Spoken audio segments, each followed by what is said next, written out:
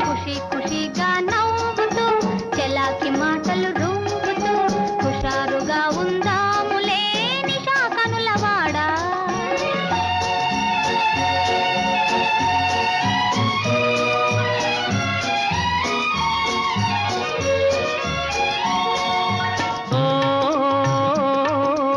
ఆకాశంలో ఇంద్రధనసుపై ఆడుకొందమానేడే నీలి నీలి మేఘాల రథముపై తేలిపోదమీనాడే.